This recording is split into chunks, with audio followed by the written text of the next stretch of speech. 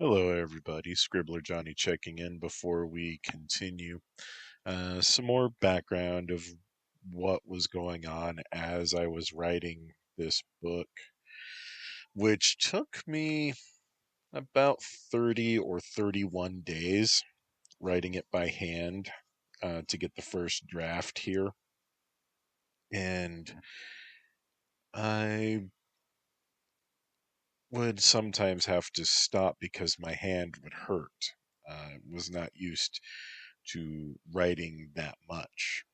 And over time, I did build up the strength and the endurance in my hands.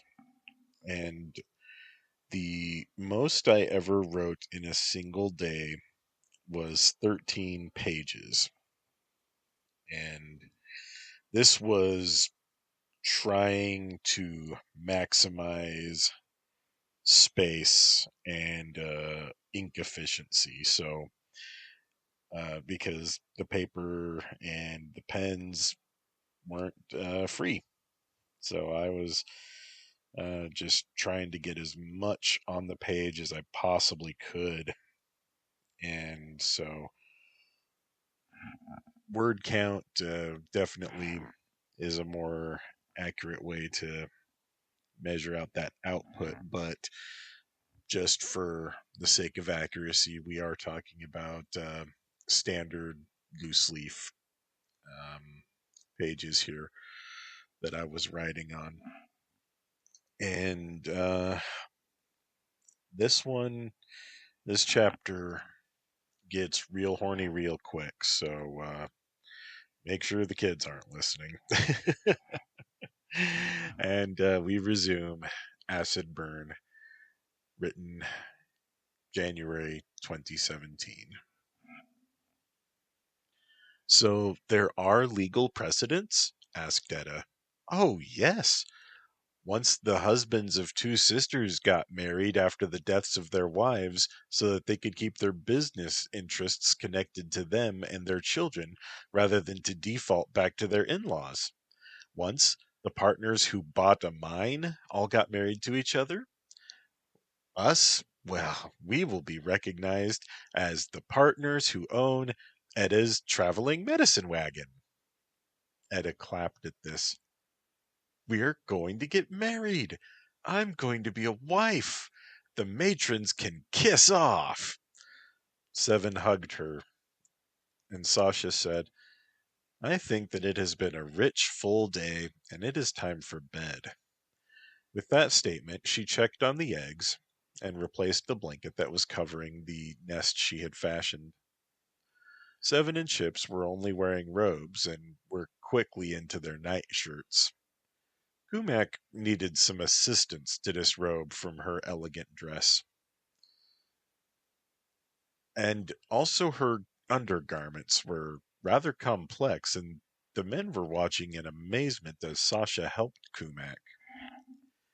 Also surprising to them was the size of Kumak's breasts. She was a small woman, and so they were small too, but as they compared the rest of her body, they determined that they were of a significant size. Etta had already changed while the men were watching Kumak disrobe, and something made her pull off her nightdress. She couldn't allow Kumak to have one up on her. Both of the Banga decided that they wanted to cuddle around the nest and be near the eggs that night. The bed looked big when it was empty, but when the awkward feeling was broken by Chips sliding into the center, the other mammals joined with him, and the bed still felt big, but it was just right. Chips, Kumak began, I know it's my first night here, but I want to make love. Etta laughed at her. I think he's too big for you, dear. Didn't you listen to the story? Love is magic. And as if to prove her point, the 4-foot tall, furry bat-like woman climbed onto Chips's lap and gave him a kiss. And she was already a little bit taller. She trailed kisses down his chest and continued to grow. Etta and Chips touched her in amazement, and she made a purring sound. She kissed him on the belly and trailed her kisses lower, and still she grew. Chips moaned in pleasure as Kumak kissed and licked, and he ran his fingers through her white hair. Etta gave him a passionate kiss and lifted her breast to his face. He kissed her nipple and sucked gently, which made Etta let out a moan of her own. And Kumak grew. "Look!" Etta proclaimed. "Oh, I bet Chips isn't too big now," Kumak declared. Kumak had grown a full foot and a half in height. Oliver was proportionately bigger. Etta and Chips both cheered. "Kumak, you're magic," she said. "Love is magic. I told you." Kumak gave them both a kiss, and her once tiny lips were now full. Her diminutive wings had grown almost big enough to look like they could carry her to fly. "Wait," Kumak said. "I have to kiss our Mataka." Etta could not wait, and she pulled Chips closer to her for more kisses. "Your love did that," Chips told her. "No, you did," she said. Kumak was covering the Mataka with kisses, and Sasha gave her a goose. Kumak squealed in joy. And so Chips reached down and gave Etta similar treatment. "I said wait," the huge by Mugu standards, Mugu declared, and then jumped into the bed and inserted herself between Etta and Chips. And she proceeded to kiss Etta all over, just as she had done with Chips. And with her bum pressing into Chips, he took it as an invitation and began to caress her now warm and moist vagina. Kumak let out a moan with a mouthful of Etta, her bat-like feet twitching. Kumak climbed underneath the blanket and began to busy herself between the Vierna's plump thighs. Etta gasped in a joyous pleasure and rolled to her back. Chips resumed his ministrations to Etta's large breasts, and kissed her when she demanded kisses. Kumak called out for something, but muffled underneath the blanket and Etta's flesh, all they could hear was something that they were pretty sure was Kupo. But the arched back and raised hips were message enough. Chip smiled and slid underneath the blanket to position himself behind the Mugu, and uncovered himself in the process, as well as Kumak's lower half. "She smells ready, big boy," Sasha called out. Chips waved and slowly mounted her. She purred. Etta lifted her hips again and called out, "I regret not trusting you. Oh, love me forever, Kumak. Ah!" And Etta collapsed. Chips watched this in amazement and stopped moving. Kumak lifted her face free and pulled the blanket off of her head and looked back at him. "I thought I wouldn't need to teach you how to do this, Chips." "Oh, right." And he began to thrust, and she arched her back, leaning forward and writhing as they made love. He gripped her shoulders and she shouted in ecstasy. She truly was home. Later the next morning, Chips and Etta made love with Kumak, who was small again, pushing on his back to add power to his thrusts. And again, it was as if they had known each other for ages. But, again, we know the truth. The morning was spent looking over maps and scrolls that contained the clues to find the legendary swords. The search for the other gauntlet of Soames was abandoned for now. Seven was confident destiny would guide them to it eventually. And Chips interrupted the discussions. What are we going to do with the swords anyway? Sell them? Oh no, Kupo! You can't sell the swords of the hero Gale. Sasha said, I am going to use them. I am not unskilled in sword fighting. You're full of surprises, not to mention full of love and destiny. She held Chips's hand after saying this, and Kumak replied, I thought it was beef that you were full of. Delicious beef. Anyway, the swords, Chips added. Delicious swords. It was so absurd the others laughed at her not quite a joke. They announced their wedding the next week. Buying new clothes and making preparations for the celebratory feast made them change the date again to next month.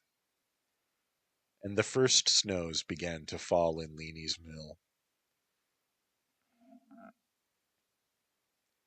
Far enough away to be curious, but close enough to be dangerous, Acidburn looked at the Baron, and she smiled grimly. Baron Di Carlo, I have a proposition for you. I know you'll like it. I'm listening. And so she told him her business plan. And back in Leanie's mill, Kumak took charge of the planning for the wedding, and she was all over the city, haranguing merchants, seamstresses, cooks, and the various transporters. There was to be a ball and celebration at the Count's mansion. Kumak insisted on new clothes for the wives and husbands for the ball and for the wedding ceremony. Chips and Grimhorda were not pleased with the fashion in Leanie's mill at all. Seven refused to accept that his formal tabard and well-polished armor were insufficient, and Chips, being the son of an interpreter and a scribe, was embarrassed by the finery that Kumak had told the seamstresses to put upon him and his future co-husband. The seamstress was herself Viscountess, and quite frequently grew impatient with her human assistants, and they, sensing trouble, would step back. The Mugu noblewoman flew into Seven's face with her wings flapping furiously. See here, Sir Knight. My cousin, the Countess Montblanc, is the most eligible bachelorette in the kingdom of Cassandra, and her husband will be dressed as a gentleman at her ball. And you, she swooped over to Chips, this fabric was imported from Ivalice, and I assure you it is good enough for you to wear when you marry the Countess, and I expect you to behave like gentlemen and allow my assistants to do their work to dress you. She pointed at each of them once more with her walking stick as she fluttered to the floor. The men looked at each other. Did you know she was a countess? Asked Chips. Seven nodded. The assistants helped them to disrobe and to try on the different clothes to see what would fit them best. Elaborate brocade jackets featuring dragons for Seven and phoenixes for Chips, with sashes striped in green and white, the colors of House Montblanc, around their waists. Their pants were silk and in a matching black. Fine ray-skin boots for them both, but Chips refused the wide-brimmed hat with an absurdly large plume. He insisted on a white headscarf like the one Seven would wear. But human men are expected to wear hats at wedding balls, insisted the Viscountess. I will wear what my co-husband is wearing. I don't care what Cassandran humans wear. If it's good enough for Grimhorda the Seventh, it is good enough for Chips Ravenholm, son of Cynthia. The Viscountess flew to the top of her stool. Cynthia Ravenholm of Blackmoor? He blinked. Yes, my mother was Cynthia Blackmoor. She nodded. I knew your mother.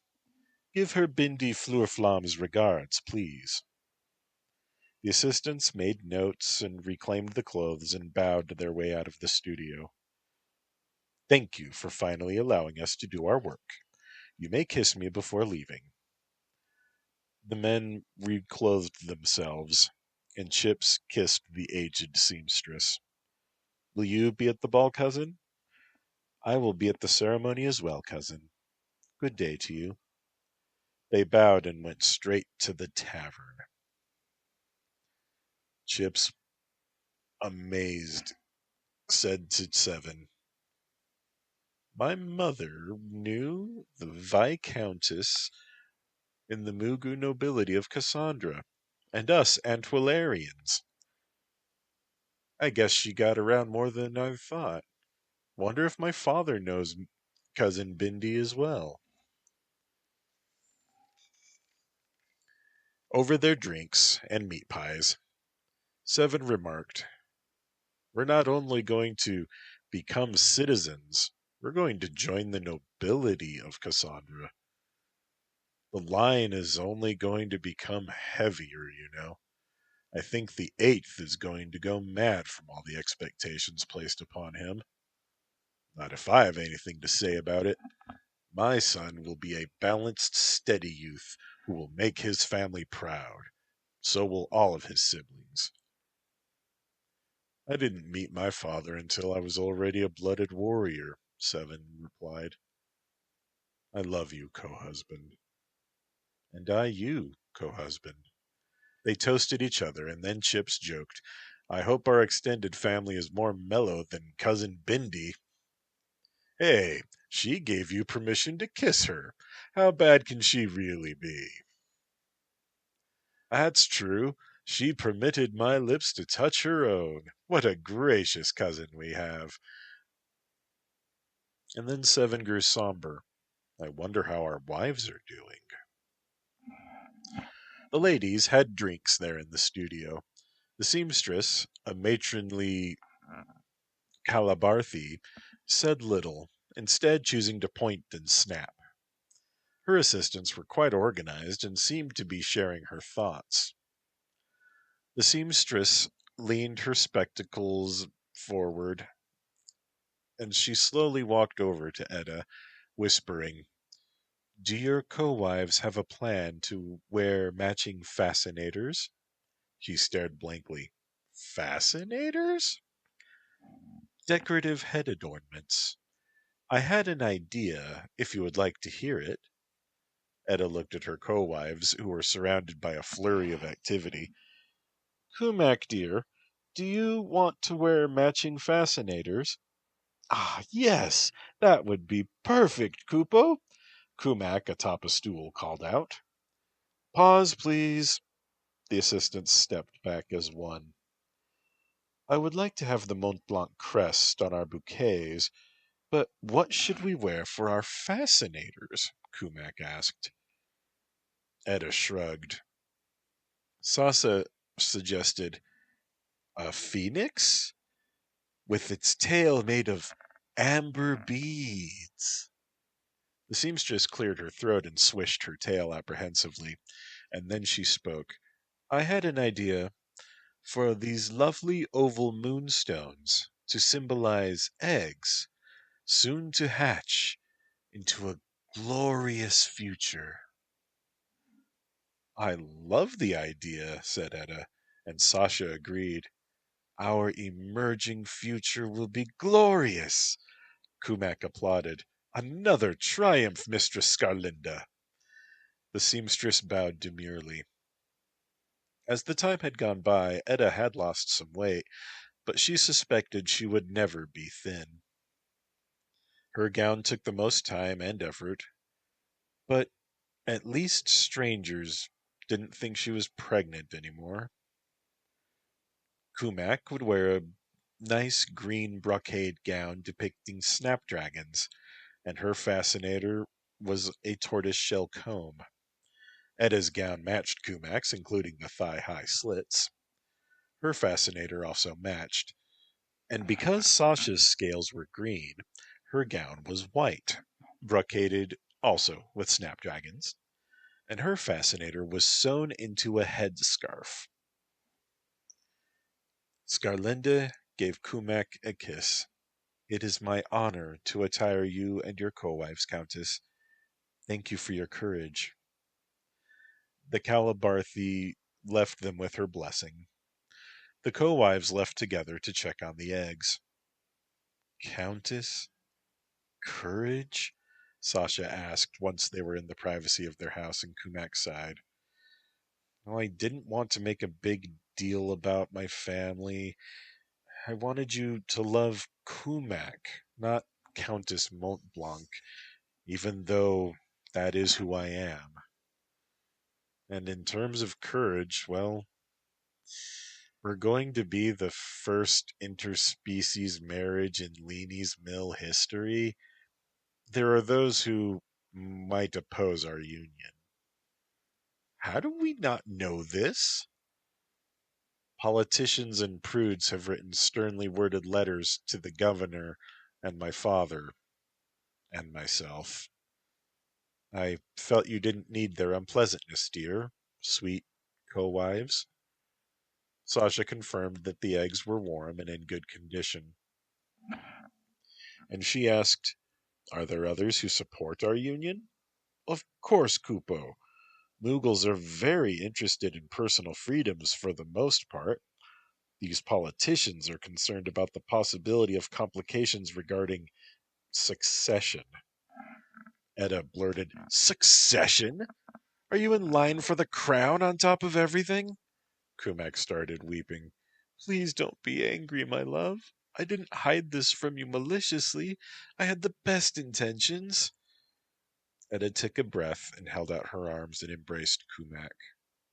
Sasha held them both, and she said, "It is a lot to take in, dear. By complications, do they mean any children you may have?" They meant my spouses.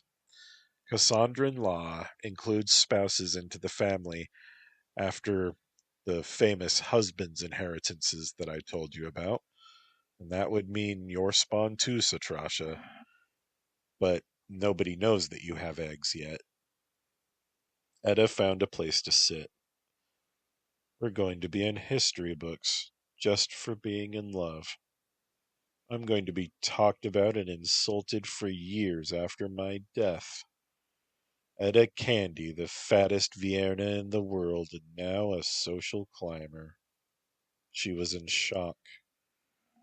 Kumak put her face into Edda's lap, and she wept bitterly. "I'm so sorry. I didn't know you would feel this way." Edda gently stroked Kumak's furry head. "I don't blame you, sweetling. I just don't know if I'm strong enough to handle the scrutiny." Sasha embraced Edda from behind. "Nobody calls you Edda Candy anymore. You are elegant and beautiful." Kumak brightened. "And you'll be Edda Montblanc. You'll be countess." Edda began to smile. "I'll be countess with you? We'll be countesses together? Countess Satrasha Montblanc? Yes, Kupo, by law." "I think I can live with that. However, I'm going to demand satisfaction. I will take my frustrations out on you." And then she giggled and gave Kumak a passionate kiss. "I do love you, sweetling. Never doubt that." Kumak cheered and kissed her co-wife joyfully. "Oh, can we marry soon? Before the ball?" asked Sasha. "Well, of course the ceremony is before the ball. Did you have something else in mind?" "I was thinking of having the legal arrangement done in a private session with the governor, and a witness or two, and then have the ceremony after that." Edda smiled. "I like the grinchy way you think, Sasha.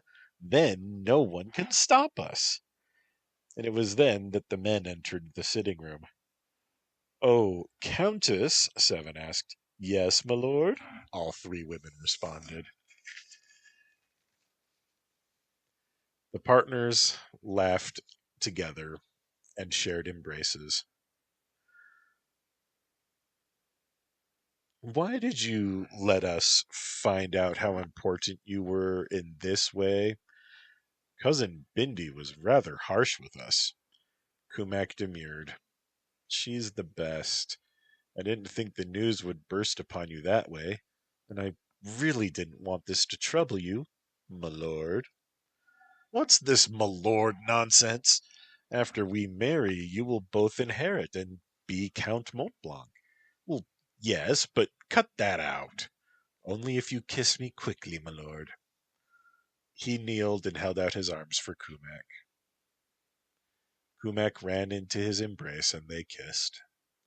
His bride to be, as he softly lifted her up off of her feet, she gave him more kisses as if to punctuate each kiss he gave her. And after the proper affectionate greetings had been exchanged, Sasha was sitting upon Chips's lap, draped over him really, and Kumak was sitting on Edda's lap, Edda upon Seven's lap. Hmm, I love the feeling of my head on your chest, Edda. Can I just say that I love everything about you? Edda giggled. Thank you, Kumak. I like your body too. You're furry and cute.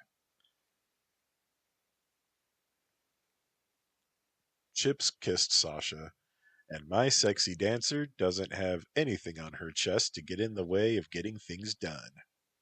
She's our sexy dancer too, Kupo, Kumak retorted, and Sasha opened her jaws in a smile. Yes, I am all of yours. I love my family so much, and she rubbed herself against Chips's lap. But at this particular instant, I am in the arms of my human husband, so he can have me to himself. Chips gave her neck a gentle kiss, and he caressed her tail. You heard her ladyship. Rawr! And he gave her thighs a squeeze. Sasha caressed her human husband's face and licked his cheek. Delicious. I can't wait until I'm officially your Mataka wife. I'm going to get your scent all over me, and Seven's too, and just revel in smelling you on me. Oh, I love saying the words, my husband's scent. If I may make a practical suggestion, Seven interjected, we will need a bigger bed. Sasha stroked Chips's arm and placed his hand over her heart. I think we should just sell our bed and have a nice, soft, rug and fur covered floor with blankets, cushions, and quilts, and make our bedroom one huge nest. Hear, hear, called out Kumak. As the smallest wife, I think it will be much easier on me, considering how tall my co wives are. Both Edda and Sasha were over 6 feet tall. I think that decides it. We should make preparations so that we can consecrate the nest on our wedding night. Sasha, I put you in charge of the nest, Kumak said. Agreed, Sasha, nest builder, Edda cheered. Satrasha and Edda were rug shopping when they were met by a veiled Vierna who also wore a hood. Edda the alchemist? Yes, hello. She nodded to the newcomer. My name is Fortunatus. I would speak to you in private. She is my full partner and will keep your confidence. Let us go somewhere, Edda said in reply after she motioned to indicate Sasha. They found a private booth in a restaurant. Forgive my presumption, Fortunatus, but that is a man's name, and in spite of my appearance, I am a man, Fortunatus insisted. I see. Do you require my services to assist with any of that? Please. I can, but such transmutations I can perform are not permanent. It may take several doses and could be quite painful and ultimately reverse. Oh, you misunderstand, mistress. I do need a permanent transfiguration. As I assure you, my mind and soul are those of a man. Do not be deceived by my face and my body. Fortunatus, a permanent change like that is beyond my abilities.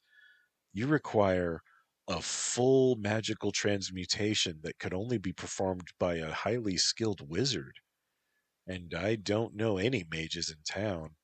But one of my partners is the Countess Montblanc. If you leave me with a way to contact you, we will look to try to find someone suitable to assist you. Thank you, mistress. You can you can find me at the Resplendent Swan, room 4. I hope you will be discreet. Of course, cousin, she replied in Vierna law, using the masculine form of the word. He stood and moved his veil aside to give her a small kiss on the cheek. He bowed and disappeared. What a strange person, Sasha remarked. Why hide his face?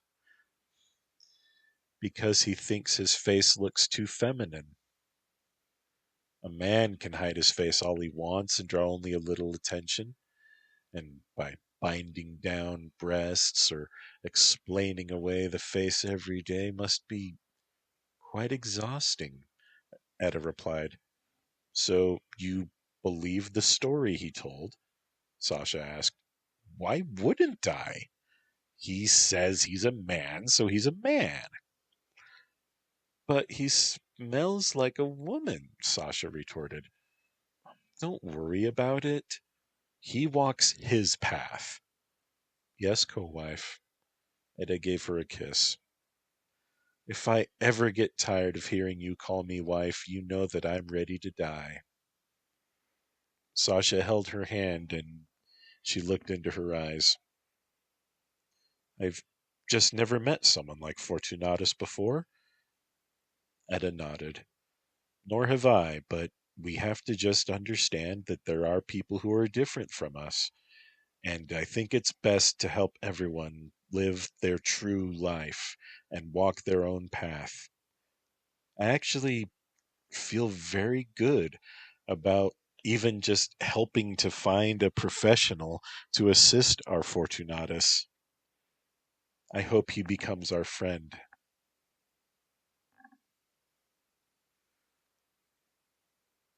And they resumed their shopping and arranged for the delivery for the day before the ceremony. And as Seven was doing what he could to kill the time, he found himself pondering as he held his spear. This this spear should go to the 8th, and then the spear of Soames, I should give it to another dragoon. Maybe entrust it to Kumak's order? Yes, the Knights of the Quill will surely be impartial. And he twirled the spear and then leaned it beside the mantle. It was his old friend. And Kumak sneaked up and tickled his tail. He turned and looked down at her. You were thinking deep thoughts, she observed and pursed her lips. He lifted her so she could kiss him. I was planning for the future. I have the spear of Soames, and I wish to bequeath it to your order, for them to give to a worthy dragoon to inherit. She hugged his neck. I promise the Knights of the Quill will take good care of it. And then she paused. Did you say Soames? We have one of his gauntlets, and a short sword of his, too. He licked her cheek.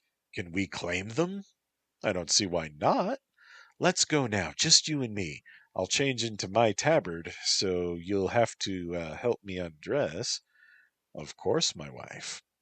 And there in the bedroom, Seven made sure to caress Kumak as he undressed her, thinking that it was expected. She purred in pleasure. Husband, do you plan to drive me to distraction? No, sweetling. I just want to be sure that I love you in your way. She closed her blue eyes, standing atop her toes. He finished putting her dress away. Grimhorda, if we could do it, would you make love to me? I would love to give you that pleasure, Kumak. Sadly, love does not make that kind of magic. No, I'm afraid my pronged penis would hurt you. I fear that too. She pulled her uniform out of her chest and allowed Seven to assist her in dressing, though it was not needed. She loved the feeling of his fingers as they moved across her fur. And after she was fully uniformed and her tabard in place, she stood on top of a stool and kissed him once more. Do you ever feel jealous that Chips can make love to all three wives? No, I can love all of you, and I'm the only one who can father children with Satrasha. We don't need intercourse to make love. Oh, that's true. Why didn't you say things like that the last time I was naked? He gave her neck another lick, and he smoothed her fur. Business before pleasure, he insisted. Ooh, you're making me wait? Naughty husband. She hurried to fetch her sword and her shield and buckled them both on. Remember to bring your gauntlet. Seven pulled his tabard over his robe and pulled his cloak over it. The roads are very wet. Please let me ride on your shoulder. As you wish, my love. She lifted his headscarf and kissed his ear as he lifted her.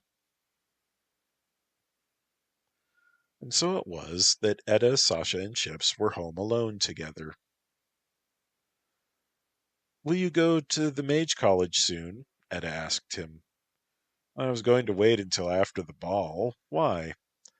Sasha gave him a hug from behind, and she said, We have a new male Vierna friend who needs the help of a transmuter wizard.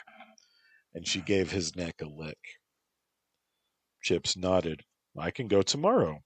Who wants to go with me? I will, said Etta. I want to do some browsing in the library. After that, they visited the eggs together and gently turned them and spoke to them. And Sasha said, Give me a kiss before I exit. Each mammal kissed her. And Etta and Chips left the room to spar. Do you worry that we'll tire you out? Etta asked. Yes, but mostly I worry that I won't be able to satisfy you all. He tried to trip her, but she leaped out of the way, waving her sword to keep him from pursuing. Oh, you dear man. We can all help to leave no one unsatisfied. She thrust it at his foot and called out, Touché! You need to watch out for that. Yes, wife. He then dropped the harpoon he had been fighting with, the one that had belonged to Grimhorda IV, and pulled her into an embrace. She held his face and kissed him tenderly. She sheathed her rapier. Treat that harpoon with more respect. It belonged to the fourth. You're right. And he looked at her face closely. I need to practice my calling and to keep my bonds to my ions strong. You may want to do something more interesting. Are you banishing me, Chips? No, I just thought... I'm teasing. I'll be reading in the bedroom. She left, after smiling, and Chips left the storage room as well and walked into the garden, and he removed his shirt, setting it on a bench. He stepped away from the house, feeling the chill on his sweaty skin. Shiver, come to me. A cold breeze ruffled his hair, and Shiver stood before him. She kissed him possessively, clutching him to her cold bosom. She reluctantly released him and looked at him sadly. Shiver, you have always been my first love, but You don't own me. She pouted and her blue skin turned icy. I am yours, Magus.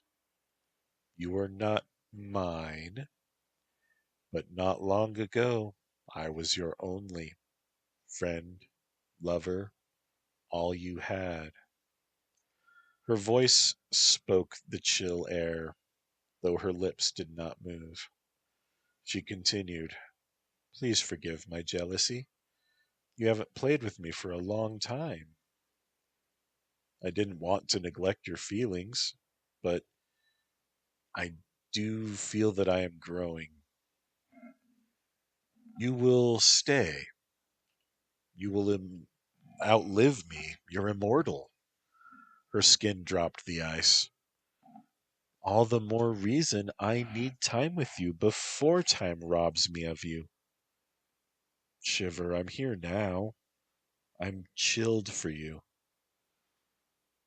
Oh, I freeze for you, Magus. In your name I battle your enemies. I serve you always. I yearn for your touch, always. Shiver, this time is yours. Do as you will. Shiver was almost exactly his height, and she floated back a few paces. Chase me?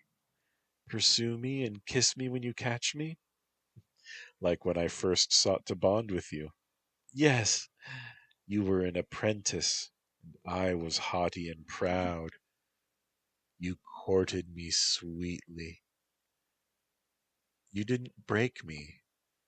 You made me want to serve you. Well, I'm taller and stronger than I was then, and he chased her. She laughed, floating just out of his reach, but finally he caught the sleeve of her snow-white gown. She held his hands and lifted him into the air with her. He kissed her, and Shiver sent him down gently. Please don't forget about me. He promised to remember her. She wiped away a tear and blinked out into the cold air. Afterwards, he played catch with Cerberus. He played a clapping game with Chauncey, and he played dice with Grome. As often, the Phoenix ignored him. Etta watched from a window, loving him all the more for the kindness that he showed to his magical servants. He treated them all as they were his friends. You can always judge a person by how they treat their unders. Satrasha spoke from the nest. What is our husband up to? Bonding with his ions. He's a good one, isn't he? I've known many bad ones, but we have a good one. Mages? Humans. Etta pulled the curtain shut. Yes, he's a good man. I've known some bad ones myself. It's hard sometimes, being a woman. Yes. They left a good deal unsaid, but they both were sure that they were thinking of the same things that were hard to face. Sasha stood and recovered the eggs. She and Etta embraced gently. Shall we love his brains out? The others may return soon, Sasha asked. You have fun. I'm not feeling it. E, do you need some help? No, I just don't feel like making love. I'm going to go cook something. She almost ran away. Sasha watched her go, wishing she could heal whatever it was that plagued her co-wife, but respecting her need for privacy. I hope she doesn't inflict her melancholy on Chips, she thought, and then she felt terrible for thinking that. She rushed out of the bedroom, wanting to subsume these feelings with love for her husband.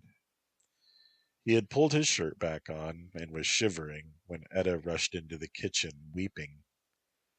Chips heard her as he entered the sitting room. He ran towards the sound and found Etta holding her face in front of a pot of water just placed on the cooking fire. Sweetness? Can I help? He asked. She turned to face him, wiping her eyes on her sleeve. Oh, I'm fine. Just cutting onions. He saw the knife still on the rack and the untouched onions. She looked very distressed. If you need me, I'm here. I'm fine, dear heart. Sasha needs you. Okay, then. He felt awful. He knew she was hurting and ached to ease her pain.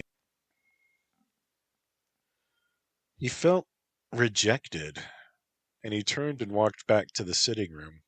Sasha nearly ran into him. Oh, Chips, dear, come quickly before the others get home. She began to pull him, and he followed her. Etta said you needed me. Oh, in the worst way. I'm taking you right to bed. You need it so badly? Yes, big boy. Well, he couldn't help Etta. At least he could help Sasha. She needed him, and nothing made him happier than being needed. Just like poor Molly, who had been born with a palsy. Satrasha needed to be loved to quiet the voices from her past. The Caliph haggling her contract. Jory the slaver calling her a slag when he captured her and rudely inspecting her cloaca. Amira, the Caliph's wife, demanding that she pleasure her. She needed to own her sexuality and replace those memories of taking with giving, that loathing with love. In the bedroom, she nearly tore his clothes off and threw him onto the bed, actually tearing her clothes. Sasha, I'm frightened. What's in you? She climbed atop him and held him fiercely. Husband, you're a good husband and a good human. Most humans in my life were bad. Please make love to me. Tell me you love me. Tell me I'm desirable. I need to quiet my demons. She grabbed the jar of warming oil and she slathered it rather roughly over herself, almost dropping it. Chips carefully took the jar and set it down beside the table. Hush. She turned away from him and lifted her tail. Like this. Please pull on my tail. Sasha, I love you. I want to help you, but this does not seem healthy. Oh, Chips. She turned around, crawling on the bed. Okay, she said and let out a hiss. We'll do it like this. She pushed him onto his back and began to lick and stroke him. Pulling back on his foreskin, she lapped at the tip of his penis greedily. He gasped, and his manhood stiffened, but his heart wept. Yes, I'm going to love your brains out. She mounted him aggressively, her cloaca gripping him almost painfully. I love you, Chips. I love you, Sasha. Thank you for being my wife. And she scratched his chest and licked him. Yes, I'm your wife. I'm a good wife. He gasped and moaned as she coaxed him to ecstasy. And she moaned as she felt his juices fill her. Oh, I feel that you made a lot, husband. You do love me. Of course I love you, but you hurt me. Her cloaca clenched. I did? Oh, gods, I did. His chest was bleeding. I'm so sorry, Chips. She released him and began dabbing at his wounds with a handkerchief. I forgive you. You weren't yourself. Excuse me, I'm going to ask Etta for some help. He slipped away from her and pulled on his pants and slippers before leaving. Please, Chips, I didn't mean to hurt you. He stopped and he held her. Sasha, I love you. I just need to take care of these wounds. She continued to weep. I'm so sorry I hurt you, my love. I know. You got excited and passion, that's all. Is that what you're going to tell her? It's what happened, he said flatly. Yes, husband. Yes, wife. He found Etta in the kitchen, who was cooking soup and now humming happily. Sweetness, I need some help. She turned and stifled a scream. What happened? Sasha got very excited. I guess I was a little too good. He tried to laugh, but the pain was too much, and he cried. It hurts you so much? He nodded at her. She grabbed her healing water from her satchel. Drink it. He nodded and drank a gulp and then handed the bottle back. She replaced it and cleaned his chest with a wet rag. You're still crying. It shouldn't hurt any more. He hugged her and pressed his face into her bosom. Love isn't enough. I can't heal inner wounds by loving more. I wish I could somehow take away your pain, heal everything. I can't. My magic can't do it, he said. And she held him. Oh, Chips, of course love isn't enough in itself. Life doesn't work that way. You're a good husband. Don't feel inadequate. You're just what we need. He sniffed and wiped his eyes on her apron. But earlier you were crying, and it wasn't the onions, and oh God, Sasha's crying. Please come with me. And they found her holding her torn clothes on the floor, still sobbing. Chips knelt and put his arms around her. Etta joined the embrace. What kind of mother am I going to be? Look, I tore my clothes and my husband, she wailed. They shushed her. We talked about how good you were, and how not all humans are good, and she said it's hard to be a woman, and suddenly she wanted to make love very urgently, Etta explained. Chip stroked her back. Sasha, I still trust you. You're going to be a good mother, and you won't be alone. He's right. You'll have all of us to help, Etta insisted. Sasha dropped her clothes and held her husband and co-wife gently. Thank you. We'd better hurry and get me dressed, eh? Sasha dressed in a skirt with fur leggings and a sweater. They heard the others announce their arrival. Sasha gripped her arms. Please keep this between us. Okay, it's harmless. Is it harmless, Chips? I mean it. And he remembered a time when Molly slapped him during a riding lesson. She wasn't mad at him. She was just frustrated with her challenges. She hadn't meant to hurt him either. And she had cried too. He wished that we could somehow never hurt the ones that we love. Where is everyone? Oh, of course you're in here, Seven said, and he gave everyone a group hug.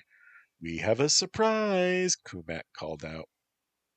Seven and I have been visiting the Quill Knights and bragging about our husband and our wives, and she opened the bag that she was carrying. Now we have both gauntlets of Soames and his sword. We got them as wedding gifts. The three others applauded. Sasha lifted Kumak and twirled her around. So very good, sweetling. My, you look good in your uniform. It makes your hips look very nice. Kumak kissed her in joy. Thank you, Sasha. Those leggings look sexy on you. And Seven spoke in Matakala. Satrasha, I smell tears on you and Chips. I got careless with my claws during love-making, and it distressed me. My distress distressed our chips," she replied. "We must always be careful with them. They are delicate. He still loves you. Surely you know this and you smell his desire for you?" "Yes, he has a unique musk for each of us." I love our human. And then Etta spoke up. "I have soup in the kitchen. It's not ready yet." And she quickly left to resume caring for the food. Kumak asked to be handed over to Chips. So Seven watched as Sasha held her over, and then he began unbuckling her shield and her sword, just as she had taught him. "Ah, you're a good squire, Chips. I think I'll keep you." "I sure hope so, Mistress Knight." And he gave her a kiss. "Oh no, that's Mrs. Don't you try to forget the Mrs." And she returned his kiss. "Not until the papers are signed, sweetling." And Seven embraced Sasha. He continued their conversation in Mataka law. "I am in love with you," he said. "I am in love with you," she replied. Chip set down Kumak's shield and her sword, and she wrapped her legs around his midsection and gave him another deep kiss. And they professed their love for each other. That night they played word games, and Chips slept beside the nest with Sasha, and she finally felt forgiven.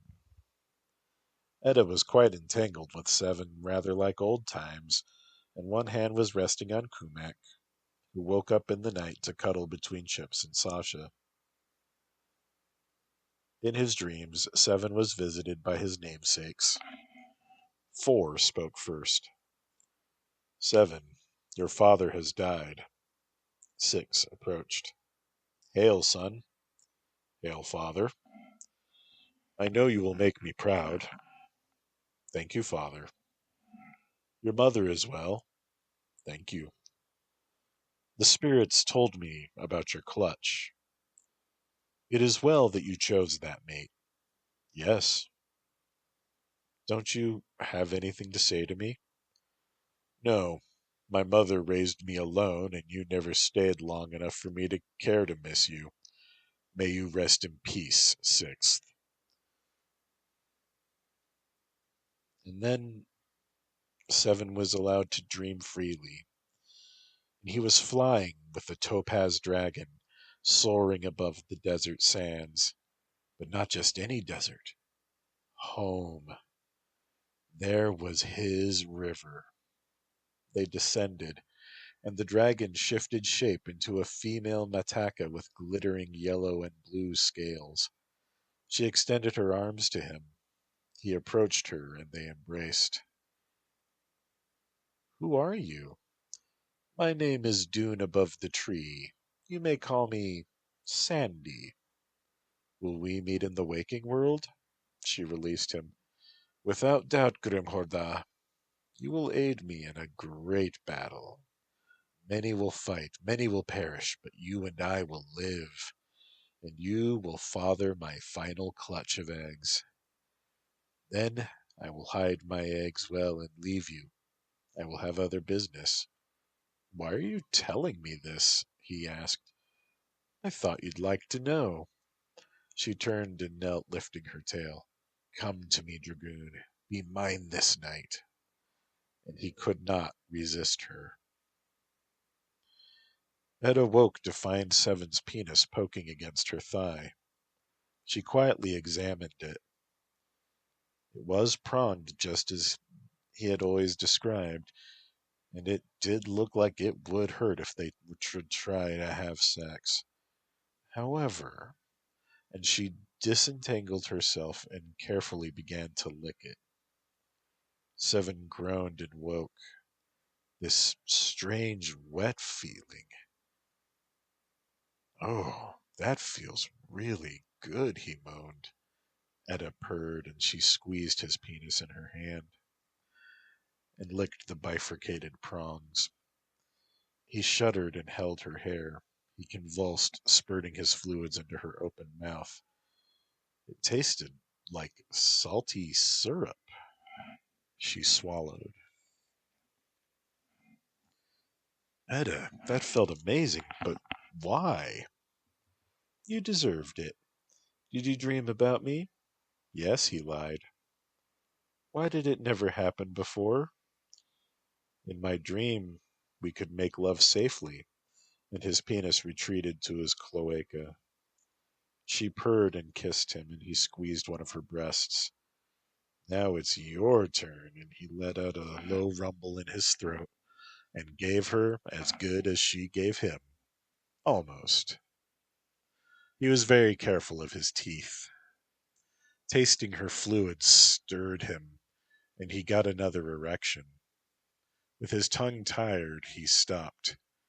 She rubbed her clitoris with her fingers, and he gently rose and tried to rub his penis between her vulva, her clitoris touching where the prongs of his penis split.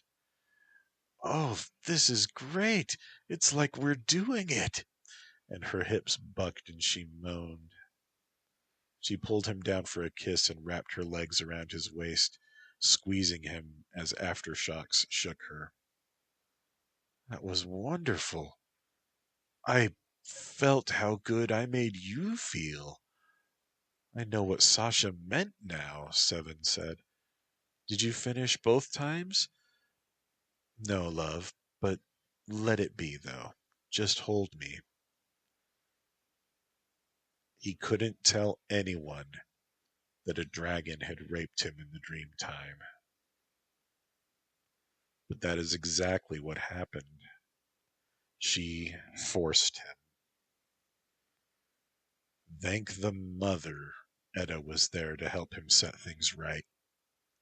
He loved her so. He was so lucky. They didn't know that they had woken Kumak, nor that she felt strange for leaving the bed without knowing why, and then missing out on that. Only one thing to do for it, she decided. She climbed underneath Chips's nightshirt and was pleased to find him good and stiff. They might not have woken him, but he was affected. She happily kissed and slurped upon his penis, and his manhood moved inside her mouth. She loved that. It was helping her know that she was doing a good job. Still half asleep, Chips caressed Sasha, unaware that he was rubbing her thigh in her cloaca. What to do now? Finish him with her mouth, or let her other lips have a taste? She moved and placed his manhood between her thighs, feeling his hard, hot skin rubbing against her. His hips moved. She whispered, "Please keep doing that." And as if obeying her, the only partially asleep man continued to move. She loved this. When she was this size, he was so big. She had to try. She gently guided his tip into her, and he thrust. Inch by inch, he filled her. She could barely contain him, and not all of his length, but it was a fit. It felt incredible, and she panted, unable to talk as he continued to thrust. Such a delicious, stretching feeling. Her heart was on fire with her joy and love for him, but she would not allow herself to grow. She wanted to do it in her normal size. Yes, she thought, he fills me completely. I can feel him in my womb. And she covered her mouth and moaned into Chips's nightshirt, biting it in her ecstasy. He rubbed Sasha until his fingers slipped inside her cloaca. This caused her to wake entirely, and she held his hand, squeezing his fingers with her inner muscles, and then pulling his hand away to rest it against her face, moving to face him. He woke with both of his hands on Sasha's face, thrusting into the unseen Kumak, and giving Sasha a kiss as he gave one final shuddering thrust. Kumak lost track of how many times she had climaxed after 3. Feeling him jerk inside her and then feeling his hot fluids left her with one more shuddering orgasm. Her muscles clenched him tightly, squeezing the last drop out. She was so glad he was her husband. She slowly pulled away and found that he had stayed hard. Kumak? Yes, lover? But Kumak? Sasha saw her move from underneath his nightshirt and lifted up to show his glistening and still erect penis. Hi, Sasha. Sorry to wake you, she whispered. I think he's up for more if you take my meaning. Wait, what? Chips asked. Kumak, you're small. Sasha's over there. Edda's up there. Yes, and I was amazing if I say so myself, Kumak replied with a giggle. Hurry before he dries up, Sasha whispered. Talk later, loving now.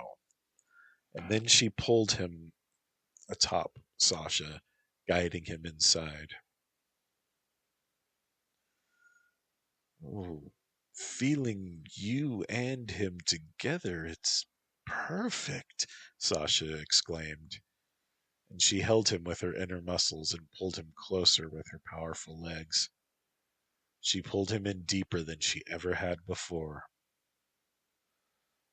Oh, Kumak's love is making me tingle all over. Well, Kupo, I didn't know it could do that. And Sasha's inner muscles continued to squeeze him. Oh, it's amazing. Kumak, your magic muff is fantastic, Chips replied. And Sasha felt him moving inside her. It was coming. He was going to fill her soon. And then something happened.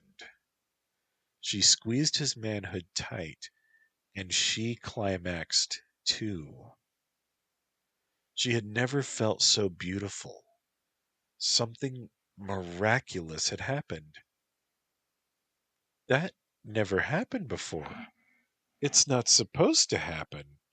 She looked down at where they were still joined, and something was different.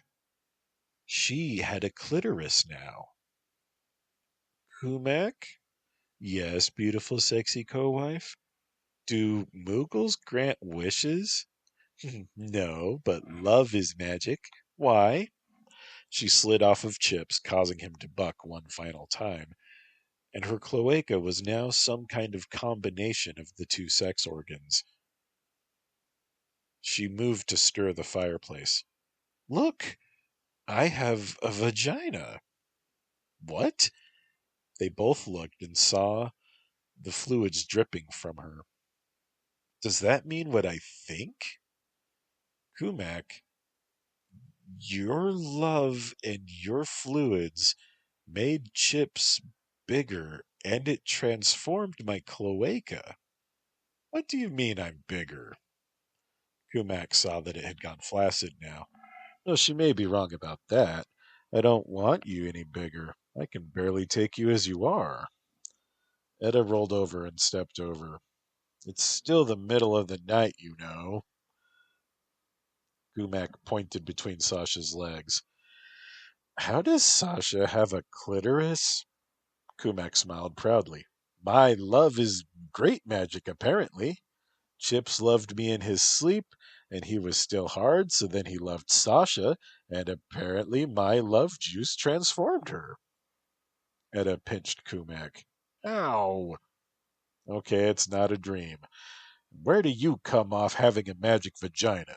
Do you have any flaws? Of course I have flaws, Kupo. Well, it's a lovely cloaca-gina you have there, Sasha. Chips, give me a good night kiss. I'm going back to bed. Chips stood and kissed Edda, and she went back to bed. Everyone else lay back down, and Chips was asleep again almost instantly. Sasha held Kumak. Thank you, sweetling. I'm not aware of doing anything, but you're welcome, Kumak replied and gave her a kiss. Sasha inserted herself into Chips's arms and continued to hold Kumak. They slept. Chips wrote a letter home. Dear family, you are invited to attend my wedding in Leanie's Mill in the Kingdom of Cassandra. My business partners and I will be legally married according to the laws and traditions of Cassandra, ensuring that all of us are able to inherit and maintain our control of our mutual assets and pass on such assets to any of our children. I wish to inform you that our marriage is for both business and love. I love all four of my partners. Satrasha, a Matako dancer, Edda, a Vierna alchemist, Kumak, a Mugu knight, and Grimhorda, a Mataka knight. Grimhorda and Satrasha have mated, and we are caring for 3 eggs. Already our little family is growing. I am well. I am the happiest I have ever been. My wives and co-husband are not perfect, but they are the finest people I have ever known. Molly, you would adore Etta as much as I do. She is just as intelligent, beautiful, brave, and enterprising as you are. Papa, I think you would like Grimhorda. He always says what is in his heart, and he speaks directly, like you. He is kind, and the most human of any Mataka man I have ever known. Mother, Satrasha reminds me of you. Her sense of worth comes from how well her family is, and her happiness magnifies our own.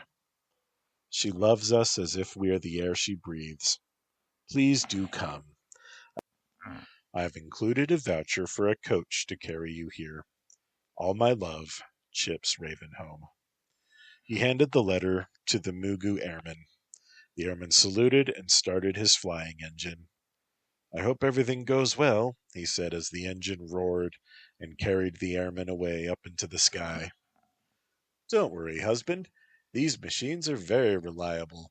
Mugu gadgeteers are the best, Kumak responded. What do those engines run on?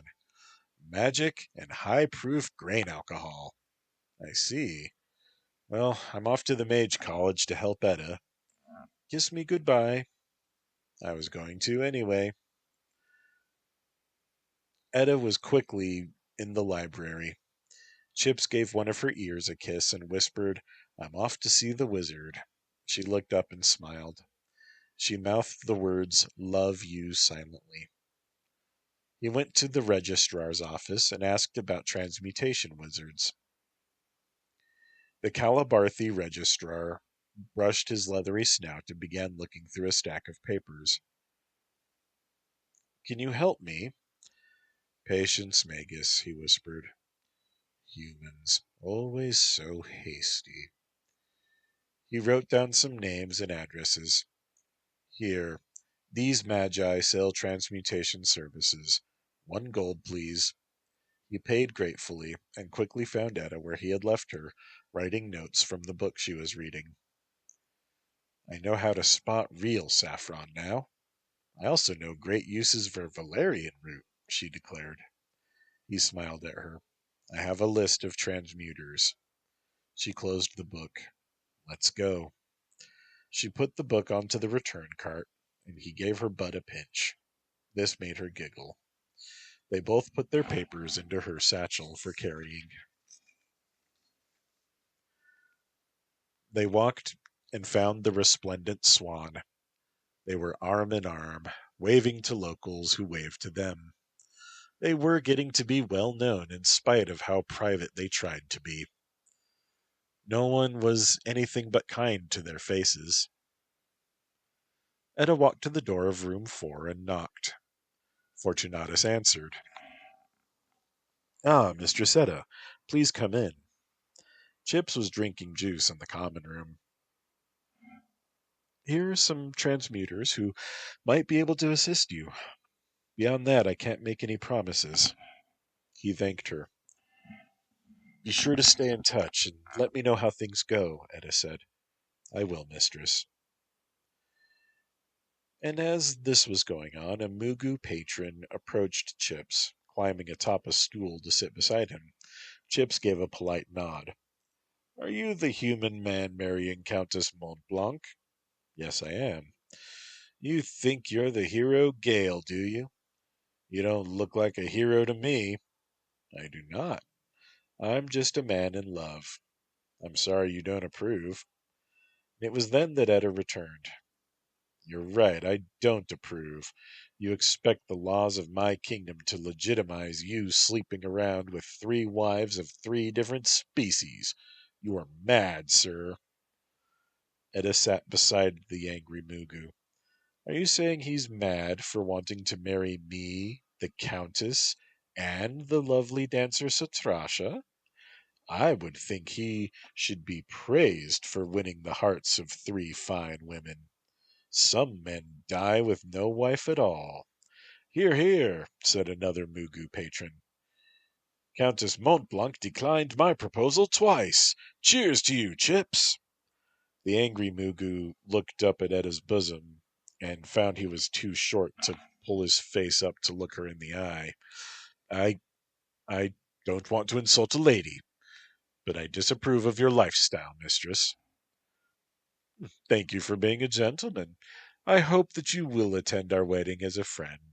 And when you see how happy we are, you may change your mind.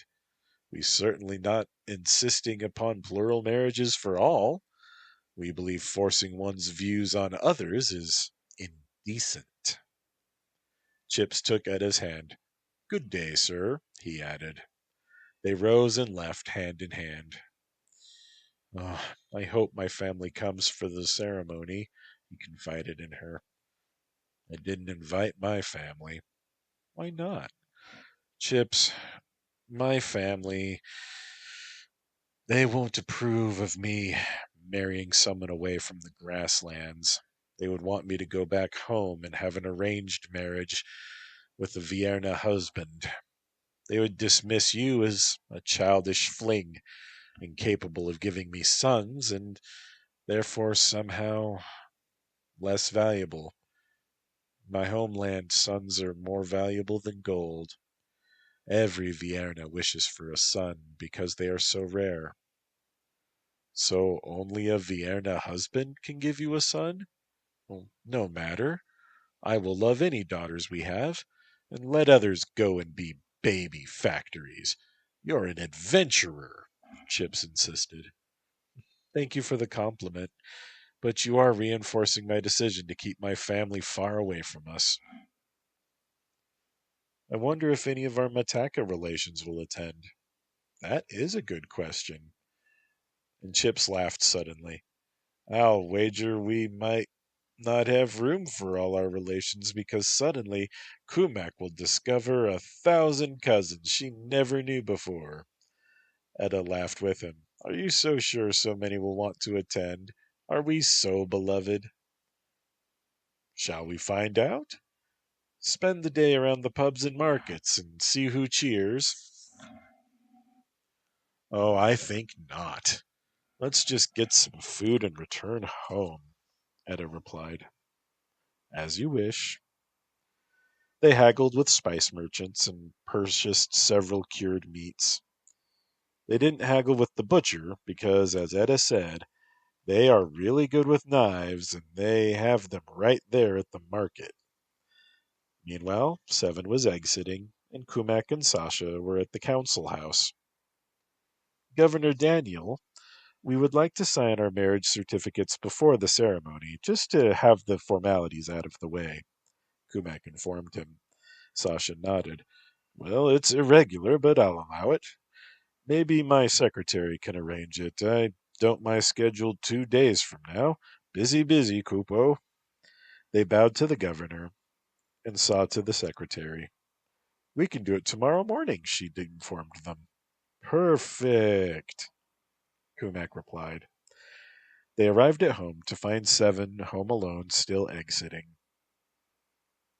We are going to sign the papers tomorrow morning, Kupo. We're going to be your wives tomorrow.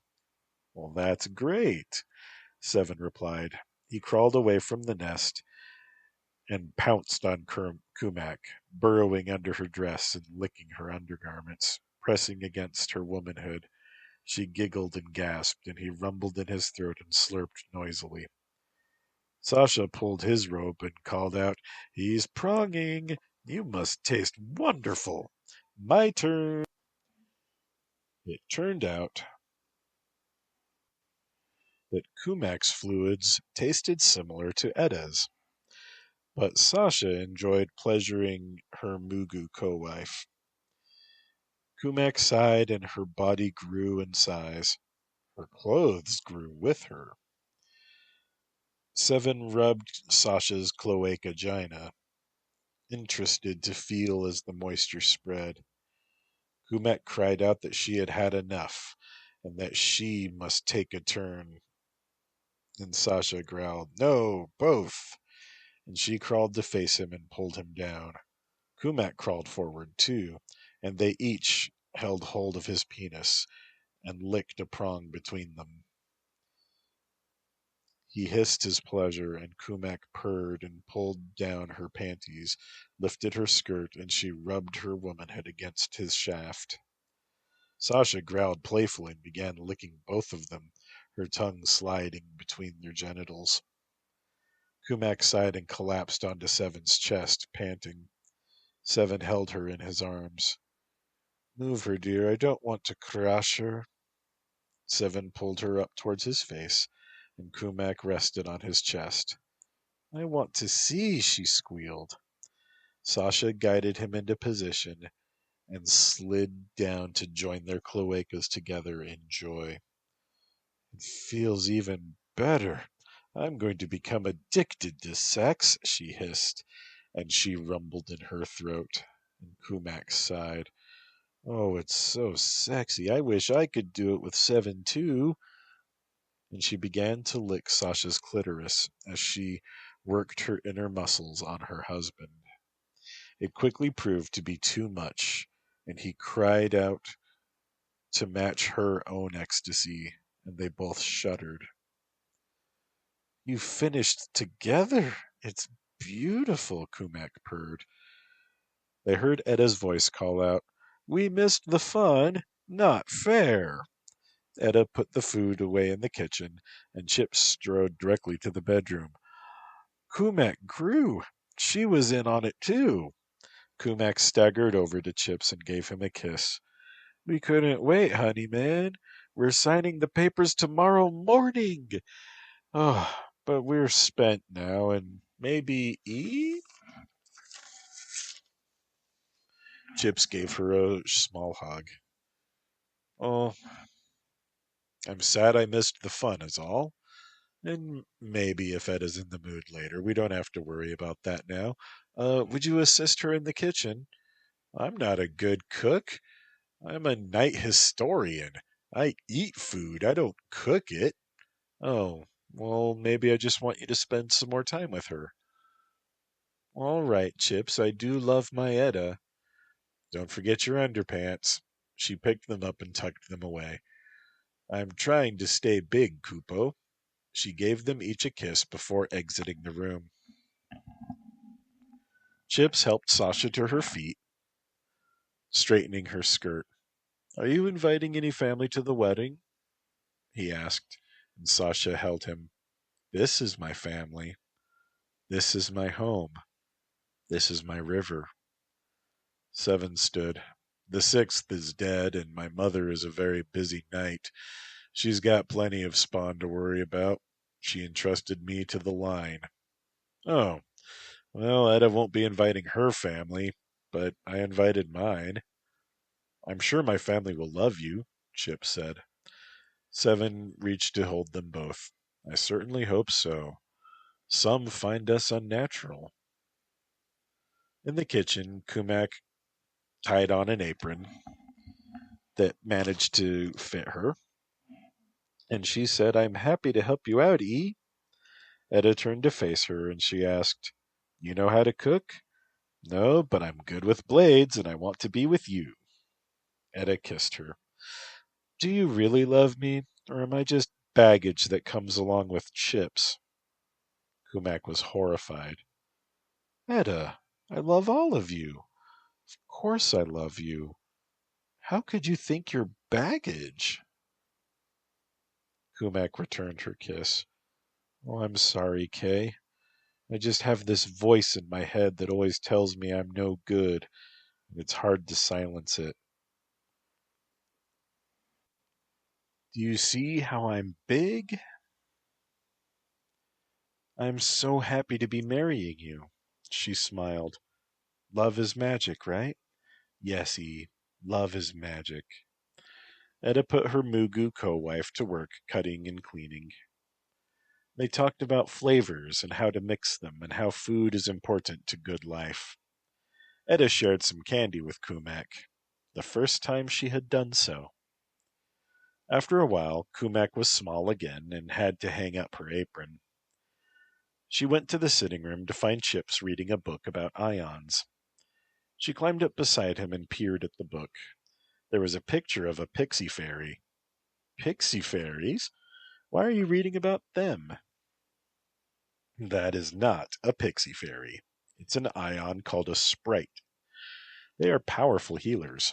I'm going to cultivate some flowers that they like so that I can bond with one. They like candy, too. Oh, summoning is different from other magic. He nodded. Summoners aren't that common. One has a gift for it from birth, different from the other mages. So you actually are special. It's not all in my head, Kumak replied. Maybe. Maybe you think I'm more than what I really am. Nope. I know all about your flaws, like how you're lazy about cleaning up, how you pick fights with old seamstresses, how you mislead wayward women to lives of lascivious indulgence. Eddie slumped into the couch beside them. I need some rest, she declared. You earned it, sweetness, Chips replied. That's not all you earned, Kupo, Kumak added. Oh? You earned one all expenses paid trip to the governor's mansion tomorrow morning. Etta smiled. How splendid. She kissed Chips, and he returned those kisses. Kumak watched them for a while. She wanted some too, but she was thinking that maybe Etta needed some time with Chips to herself. And so she went to the storage room to do some sword practice, and she found Seven was there already. She saluted him and took her stance. He followed suit, and they sparred, Kumak darting about, slipping past Seven's guard and coming out the winner. You fight well in a dress, he remarked. We don't always get to pick what we're wearing when we get attacked. True. He sat atop a crate. Please hold me, Kupo. I feel some lonesome, Kumak said. Seven lifted her onto his lap. What is troubling you? I feel emotionally weary. We must always reassure Etta, and we must defer to her to protect her feelings. And I feel like I am not equal in esteem. Kumak, you are equal and loved. E will return to her happier self soon. It's an issue that she lives with every day, her melancholy. It's just part of her. Do you really love me as much as you love her, Seven? Without doubt. Right now you are in my arms, so you can have me to yourself. I love sharing, but I like having you alone too sometimes, Kumak added. Sometimes it makes me feel greedy. No one can be completely unselfish always. Is anyone being hurt by you having alone time with me? No. So if no one gets hurt, you aren't doing anything wrong, Mugu wife. I think you're right. But Chips is so unselfish. Seven snorted. Chips is the greediest of us all. She giggled at that. Maybe he is. Oh, he is. But I don't hate him for it. I love him all the same. He is more good than bad. just like you are. She smiled and rested her head on his chest, closing her eyes. I like hearing your heartbeat, Kumak said. So does Chips. Do you embrace him like this? Once or twice. Most of the time a wife is around to hold him. But there have been times when only I was there. Chips cries almost as much as Etta does. I don't know why.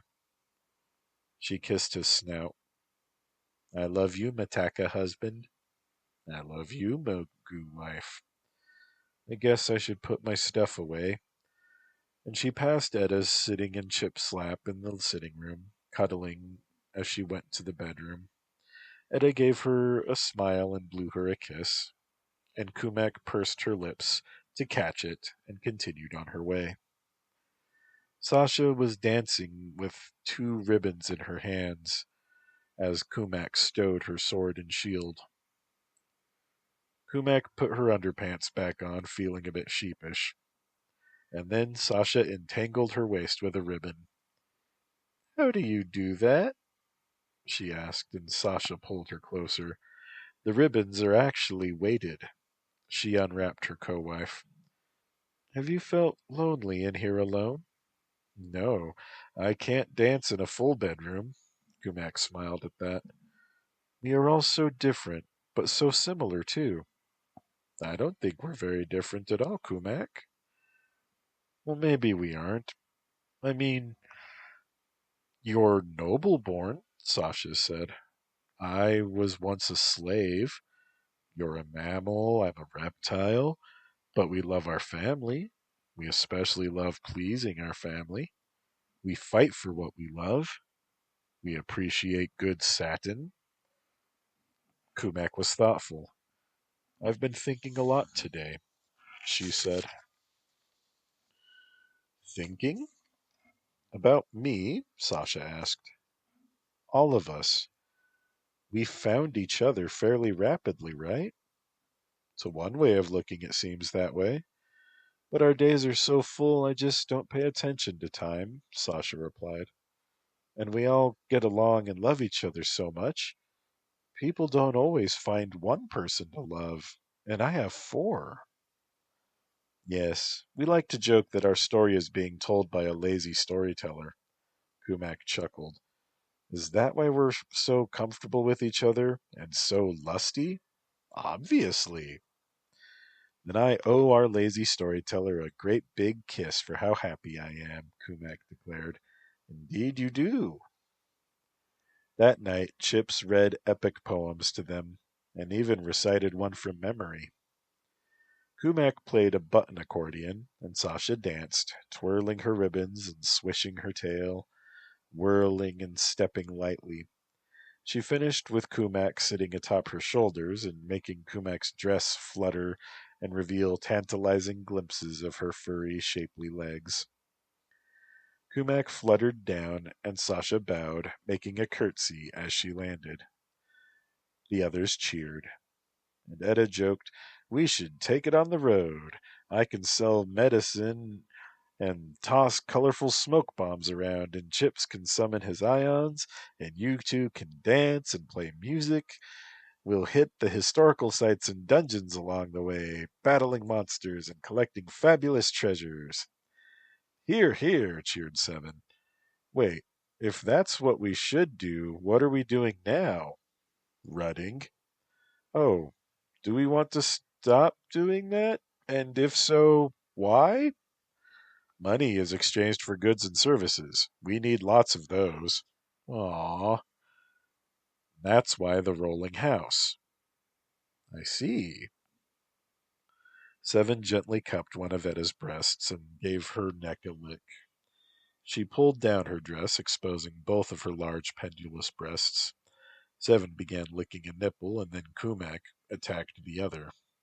Chip slid his hands underneath Kumak's dress and began to fondle her furry breasts, squeezing her nipples. Sasha pondered her choices and climbed down and slipped her head underneath Chips's robe and busied herself pleasing him. Chips moved another hand to Kumak's hot womanhood. Kumak released Edda's long, thick nipple and let out a purr and a moan. Seven pulled Edda's dress up to expose her thick, white pubic bush and caressed her womanhood carefully. Edda held her husband and her wife by their heads, relishing the pleasure. Sasha squeezed and stroked the length of Chips's manhood, licking the tip, and she grew excited when some fluids leaked out. She knew what that meant. Kumak leaned forward and her inner muscles clenched. Chips knew what that meant. Edda bit Seven's ear. He knew what that meant. And suddenly Sasha stopped, clenching Chips firmly in her hands. She held on until little Chips calmed down some. Almost simultaneously, Edda and Kumak cried out in ecstasy, sagging in their partners' embraces, and Chips looked down in disappointment. Sasha stood and removed her pants. My turn, was all she said, before lifting Chips's robe and turning around, lifting her tail and mounting her human husband. She groaned as she took his full length, her eyes closed. Seven continued to minister to Edda, making her gulp her breaths as she moaned.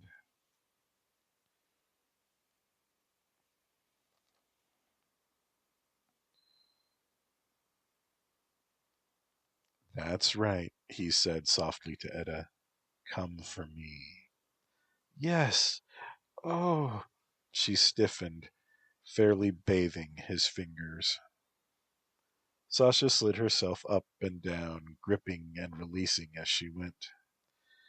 She urged him onward. Kumak helped Edda back into her dress, as the Vierna was feeling rather limp at that point. Go, Chips, love her brains out, Edda cheered weakly. Chips held on to Sasha's tail and squeezed it in hand, also reaching to stroke her clitoris. Yes, pull on my tail, she urged, and he pulled it upward, feeling himself slide deeper into his wife. Kumak began to kiss him, and he turned his face to her. Sasha pressed herself down firmly, opening wide to take him as deep as she could, and then squeezing him tightly, rocking her hips. And Sasha's cloacal muscles fluttered, squeezing him in a rather milking motion. He called out her name and bucked his hips as he went limp. He panted for breath as Kumak covered his face in kisses. You look so cute with that face, she declared. Sasha slid down and then curled up on the floor, feeling very pleased with herself. Kumak began to lick his penis clean, which made him twitch. Edda slurred, Oh no, you don't, and she crawled over, pausing to give Sasha a kiss, and clumsily began to lick him too. You need to rest, Kumak chided her, but Edda took the opportunity to suck him into her mouth as a means of protest. Kumak slipped a breast out of her dress and lifted it to Chips's mouth. He rather dreamily suckled and tried to keep up as she grew. Edda purred with him in her mouth, and the vibration drove him wild. She gasped for breath, holding on to him, and Kumak said, Well, who gets you next? I don't know, Chips replied. I'm so full of love I can't think straight. Sasha stirred. I can go again if you come down here. No, cried Edda. You come down here and take me. I'm already so slippery you'll just come instantly. No, said Kumak gently. You can barely stay upright. I will take him. No, Kumak, you're too perfect. He needs to take me. Seven lifted Edda into his arms. We are going to bed. You aren't thinking clearly. You need to remember to share. Yes, husband. Edda was asleep before he tucked her into bed. Sasha, for her own self, was also asleep, resting her face against Chips's foot. And Kumak was gently bucking her hips, kissing Chips and holding his hand over her heart. Seven gently carried Sasha to bed also before checking the eggs and sleeping by the fireplace herself. Kumak paused. Does Etta really think I'm perfect? I don't know, but I think parts of you are pretty great. She began to match his thrusts, firmly thrusting into him and panting. They climaxed together, with him pulling her hard and holding her there. She threw her head back, almost weeping, and she shrank down to her normal size. He staggered to bed, carrying her. He never was certain how he got to bed, but somehow they arrived safely without anyone getting hurt. They got to the council house before the governor, so they were waiting for a while, holding hands in their excitement. The governor's secretary showed them in eventually. All right, began the governor. We have just a few papers here. This one you all sign, and then I and Noah here sign it too. They all signed. This one confers on you the title and responsibilities and privileges of House Montblanc. They signed. This one for your company charter. What is the name of your company again? Edda's Glorious Egg, interrupted Kumak. Edda's Glorious Egg? They laughed. No, just Glorious Egg. And this they signed on, the charter for the Glorious Egg Company. Next, their declarations to be loyal citizens of Cassandra and Leanie's Mill. Finally, the marriage certificate. By the power vested in me, blah, blah, blah, you're married. They thanked him and rushed home. Kumak addressed the eggs. You're officially Cassandran, Kupo, hatched in Cassandra to legally married Cassandran citizens. Oh, I'm your stepmother. My name's Kumak. I love you, little ones. And then she covered the eggs once more and ran to the sitting room, flapping her wings and jumping for joy. We're married! We're married! She jumped into Seven's arms. Hello, I'm Mrs. Grimhorda, Countess of Montblanc. Hello, Mrs. Grimhorda. She gave him a tight hug, and she glided over to hug Chips, who was hugging Sasha. Hello, sexy Mataka lady. I'm Mrs. Chips. Well, hello, sexy Mugu lady. I'm Mrs. Chips. She gave them both a kiss, and she fluttered to the ground and ran to Etta. Hello, sexy Vierna lady. I'm Mrs. Etta. Etta picked her up. Well, hello, Mrs. Etta. I'm your wife, you silly, sexy Moogle. And she kissed Kumak. And then they sat down. When is the ceremony? Asked Chips. You forgot? For shame. Our wedding is 3 days from now. Luckiest love day in 10 years, replied Kumak. Did you go to visit one of those charlatan oracles? They are not charlatans. The oracle told me that your mother wanted to name you Aloysius. Well, that's true. I'll be a Mugu's husband. You already are, dear, Etta replied. Uh-huh. I'm a Vierna's husband, too, and a Mataka's husband. He kissed his Vierna wife. And I love you, Mrs. Kumak. I love you, Mr. Etta. And that night, Etta and Kumak spent some time sparring sword to sword. Kumak won, but she said that it was close. You are getting better, Seven said, admiring them. Thank you. If you like, I will train you, Etta. You could be as good as a knight one day, Kumak promised. I will work hard, Mrs. Satrasha. Kupo! Before the ceremony, Bishop Benzai, Bishop of Leanie's Mill, wanted to interview them. And to be clear, you are all in love with each other? He asked. Yes. Are you bisexual? Not strictly, no. You see, Chips and Grimhorda are only attracted to women, and we're only attracted to men and our wives, Etta replied. Ah, he said. And do all of you have sex with your husbands? He asked. Well, no. Sex with a Mataka would be very uncomfortable and possibly harmful, Etta said. I see, the bishop replied. Well, I'm done probing into your private lives. I will gladly officiate your wedding. Go with the gods. He waved and left their home. I wonder if he would have refused if we had answered differently, mused Etta. No matter. Our wedding will pave the legal precedent for others to follow, Kumak replied gently. Others? Asked Sasha. Well, different people falling in love and getting married and so on. Even like a Mataka and a Gria? Well, sure. Well, that's good. People in love should be allowed to marry no matter what. I have a question, Seven asked. What happens to the Montblanc Manor house?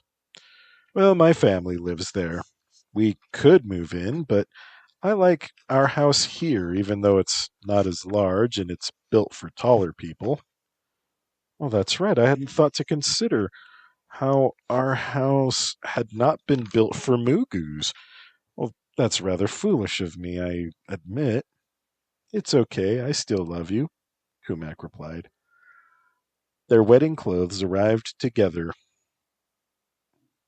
and they also came with notes conveying the deep congratulations of the seamstresses. Kumak insisted that the husbands not see the dresses until the wedding. Though disappointed, the husbands did not press the issue and quietly put their suits away. Kumak pouted at not getting to see their clothes, but agreed that such was fair. That night, the wives saw to it that their brand new, lovely undergarments, at least, got to be admired by their husbands. Stockings, garters, garter belts, and brassiers for Etta and Kumak, and a lovely chemise for Satrasha. Well, that makes them look even bigger, Seven remarked as he looked at Etta's brassiere. They are lifted and supported by the straps and also whalebone, explained Kumak. Our Etta's going to really turn heads, admired Chips. And Chips also caressed Sasha's chemise appraisingly. I like feeling how your scales feel through this cloth. Is it satin? She nodded. I think we'd better get you out of these nice clothes so that we don't mess them up, Chips declared. They happily complied, putting them carefully away, and Chips focused on Etta that night, not ignoring his other wives, but paying special attention to her. He kissed her belly and her thighs quite often.